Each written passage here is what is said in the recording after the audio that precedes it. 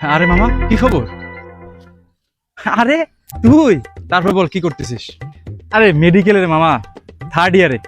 আমি 2 বছর আগে পড়াশোনা শেষ করছি, এখন আমি একটা জব করতেছি। আরে কংগ্রাচুলেশনস। তার সাথে আবার নিজের একটা স্টার্টআপ ওপেন করছি, আর আমার আন্ডারে 7 জন এমপ্লয়ি জব করতেছে। বাহ, ভালো তো। আর এছাড়া কিছু ইনভেস্টমেন্ট করছি, ওইখান থেকে আসে হালকা পাতলা কিছু। কিরকম?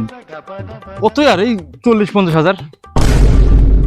মামা আমার একটা ইউটিউব চ্যানেল আছে, তো ওইখানে প্রমোশন করি, ঠিক আছে? এই যে যেমন স্কিনের একটা প্রমোশন পাইছি, ক্লিনজার। এটা এটা যে কোনো তোমার স্কিনে এটা কাজ হবে, এটা ভালো ইউজ করতে পারিস।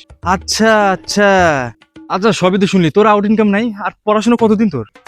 আরে ভাই, হ্যাঁ, একবার সিনিয়রের প্র্যাকটিক্যাল খাতা করে দিছিলাম, তো 500 টাকা দিছিল, ওটা আবার ধার ছিল, ওটা শোধ হয়ে গেছে। আচ্ছা মামা থাক, যাই। আরে কই যাস মামা? ভাই আমার ক্লাস আছে, ডিপার্টমেন্ট আছে, আইটেম আছে, টার্ম আছে, এখনো 2 বছর পড়াশোনা। তোরা টাকা ইনকাম করে ফাটা ফেলাচ্ছিস, মিল করতে আসে, ভাল লাগে না আমার। Do it with a twist.